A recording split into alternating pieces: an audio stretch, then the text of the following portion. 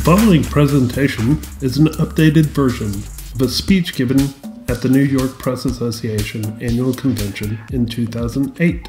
This presentation is intended for non-photojournalists and especially students considering photojournalism as a career. To see the blog or view my portfolio, follow the links in the video description. Please subscribe to News Eagles, my YouTube channel, to stay informed about new videos. Howdy, I'm Mark M. Hancock, and I'm from Texas. Today I'm here to answer the question, what is a photojournalist? Imagine effectively communicating in all of the following languages: English, and Spanish, and Hindi, and Swahili. If you can already do this, you're one of three things. You're either brilliant, a photojournalist, or a brilliant photojournalist. This is because you understand that you can effectively communicate to anyone, anywhere, in their language. Photojournalism, a definition. Photojournalism is the marriage of photographic images and words to tell a story. Its purpose is publication. Photojournalism must be truthful, factual, and ethical. At its highest level, it's a sophisticated means of effectively communicating complex information to the widest possible audience. Enter photojournalism. It destroys almost all barriers. Justice can draw its sword in the time it takes an eye to scan an image. An image has no age, language, or intelligence limits. It's understood by everyone. What is a photojournalist? A journalist tells stories. A photographer makes photos of nouns, people, places, things. A photojournalist takes the best of both and locks it into the most powerful medium available, frozen images. Photojournalists capture verbs. Although photojournalists can make properly exposed and well-composed photographs all day long, they hunt verbs. They hunt them, shoot them, and show them to their readers, then they hunt more. A photojournalist has thousands of pairs of eyes looking over his shoulder constantly. The readers are insistent. What are they doing? What did you see? And what happened? The readers wake photojournalists at night. They keep photojournalists awake. The eyes always want to know what they missed. Readers can't see what they missed with a noun. It works if the question is specific enough. What did the new building look like? But most answers require verbs. To tell a story, a sentence needs a subject, a verb, and a direct object. News photos need the same construction. Photojournalists tell stories with their images. Also, words are always used in conjunction with a photojournalist's images. The words below a photo are called a cut line. Photojournalists should write the cut lines that go with their images. They should also know the most about the images and the story. To be a photojournalist, we must understand the relationship between the image and the basic building blocks of language, all languages worldwide. The girl hits or misses the ball. There are no other options. The girl is easy to photograph. The ball is easy to photograph. The verb is the hard part. As a servant of the citizens, it's the photojournalist's obligation to capture the entire sentence involved in every event. There are no excuses. It's hit or missed. A photojournalist is a visual reporter of facts. The public places trust in reporters to tell the truth. The same trust is extended to photojournalists as visual reporters. This responsibility is paramount to photojournalists. At all times, we have many thousands of people seeing through our eyes and expecting to see the truth. Most people immediately understand an image. In a world of grocery store tabloids and digital manipulation of images, the photojournalist must tell the truth. Photojournalists constantly hunt for images which tell of the day-to-day struggles and accomplishments of their communities. These occurrences happen naturally. There's no need to set up reality. There's no need to lie to a community that bestows its trust. In a nutshell, If a photojournalist isn't going to fake a fire or a murder, why would she or he set up a groundbreaking or person A giving person B an object, such as an award, check, or trophy? A photojournalist simply wants to hang around, be forgotten, and wait for the right moment. Then the hunt begins anew. Like police officers or firefighters, photojournalists are concerned about their community, even if it means sacrificing comfort or life. Many photojournalists die each year in the process of collecting visual information, which let the public know of atrocities, danger, and the mundane. What makes a photojournalist different from a photographer? Photographers take pictures of nouns like people, places, and things. Photojournalists shoot action verbs: kick, explode, cry. Photojournalists do shoot some nouns. These nouns can be standard photos of people, such as portraits, places, such as proposed zoning areas or construction sites, and things. You can name it. However, the nouns we seek must still tell a story and are typically considered transitional elements in photo stories. Assignments and image holes. Reporters and editors should know how photojournalists work. We have holes to fill each day. Many photojournalists track events in our communities and anticipate what our readers expect to see.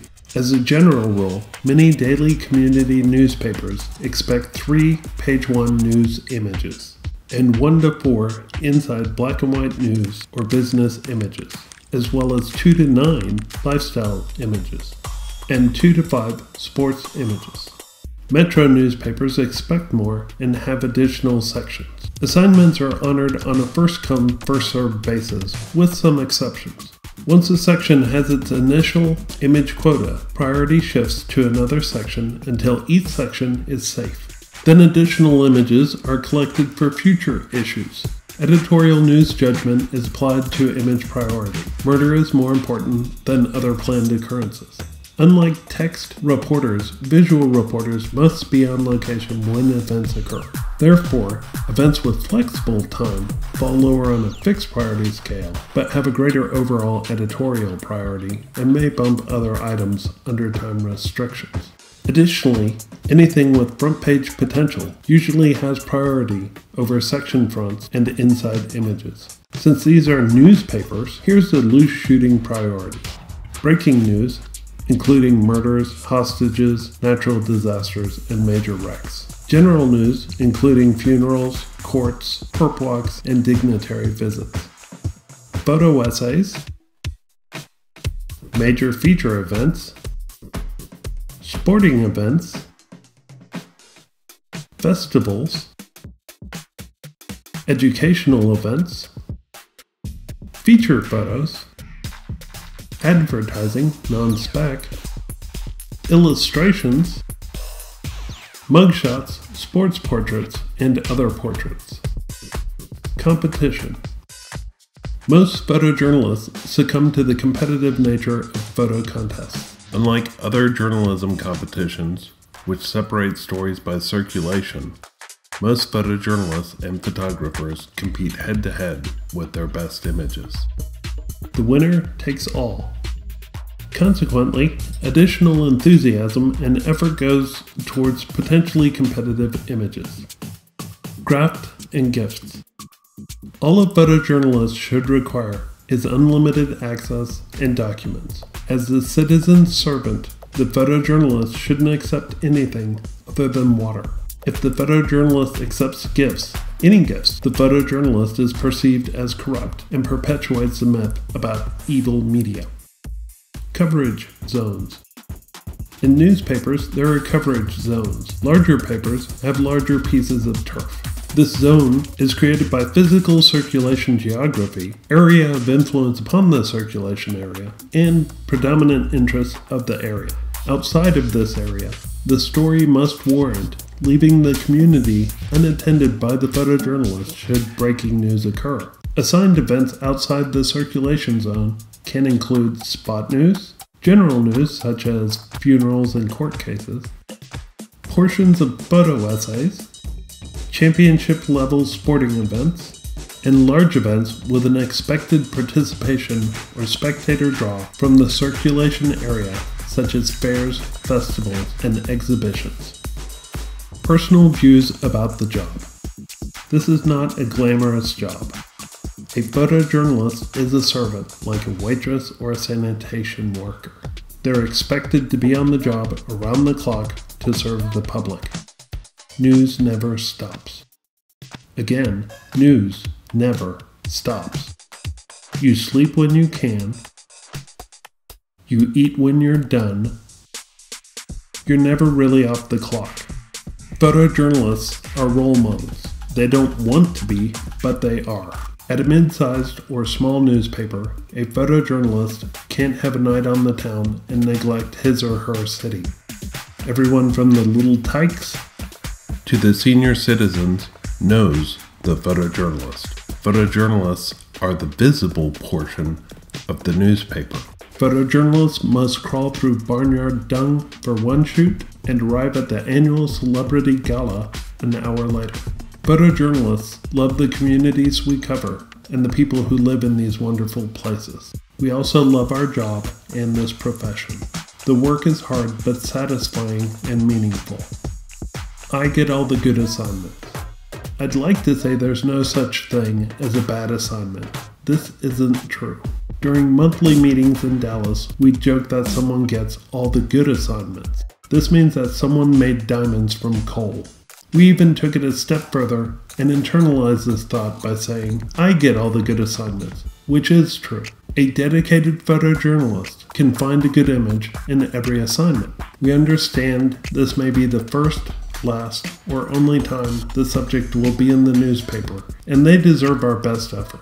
Most photojournalists have the exact same training as a reporter. Additionally, photojournalists take as many as 8 photo-specific courses and an obligatory internship, if not 2 or 3. Our electives were most likely in the hard sciences, including chemistry, sociology,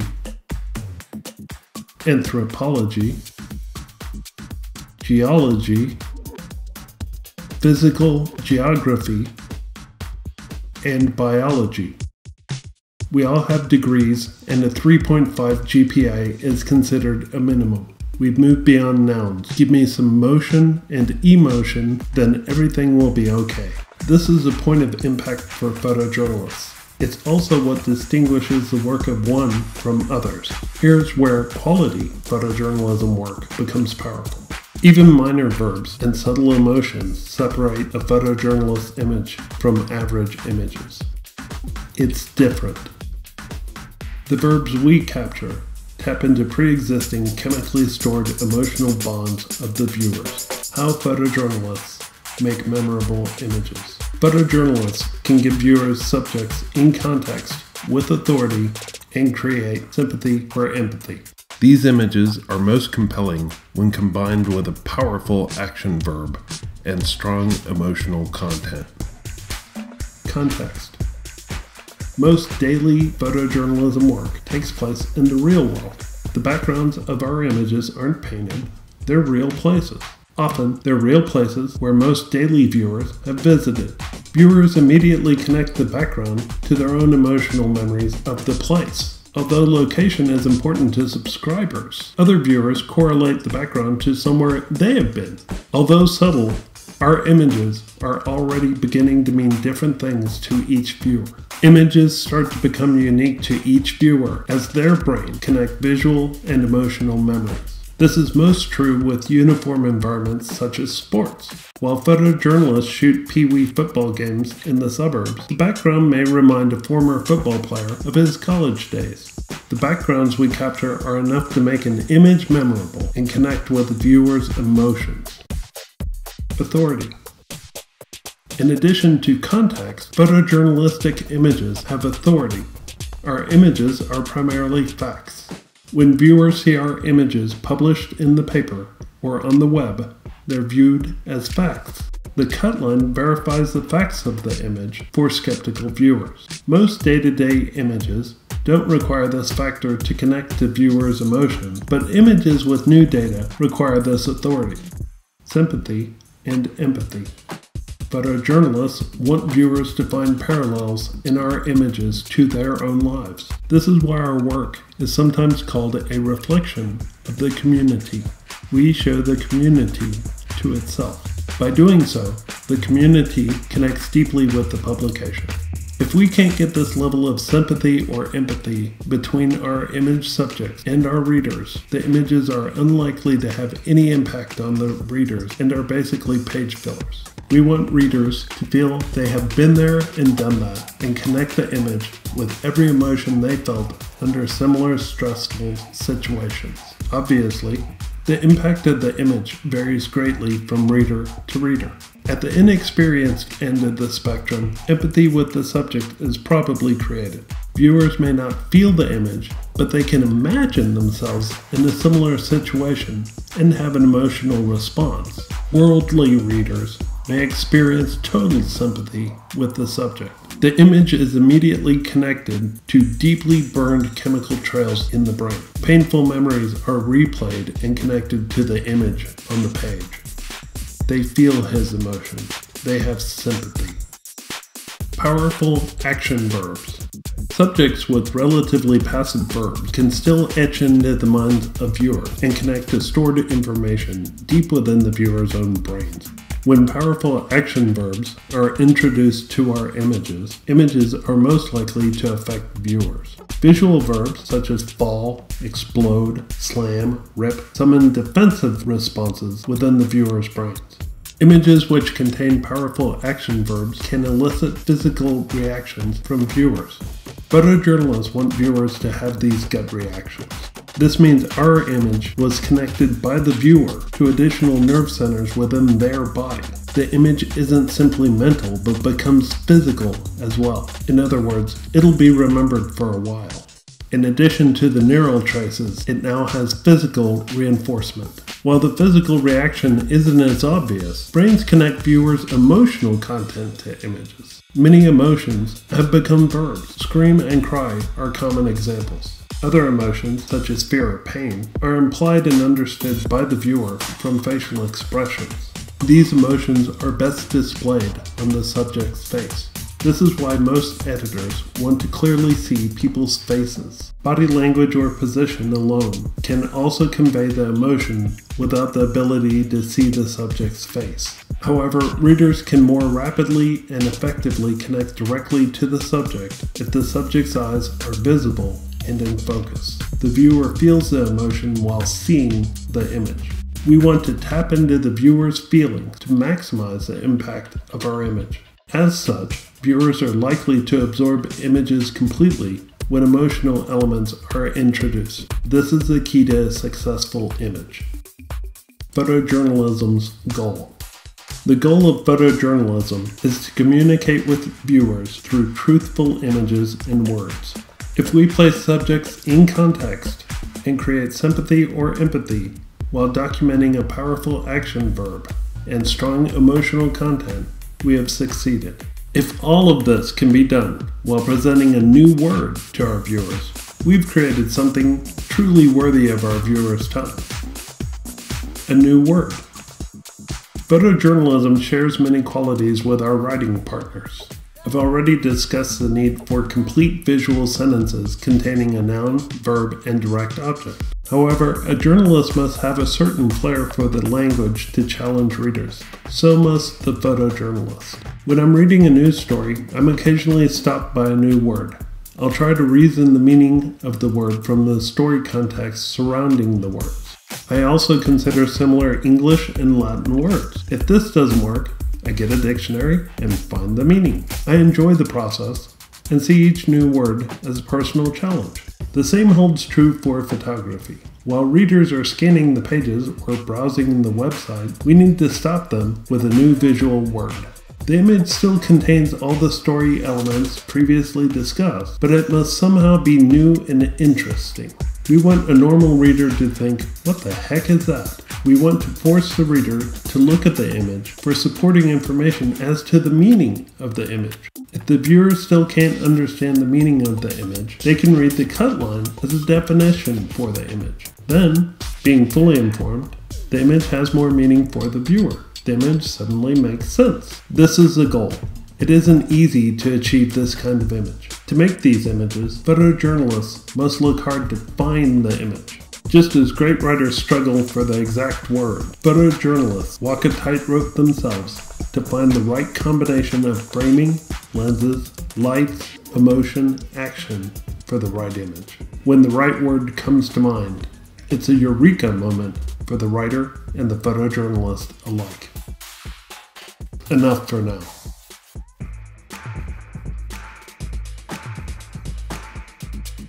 Please subscribe to News Equals, my YouTube channel, to stay informed about new videos.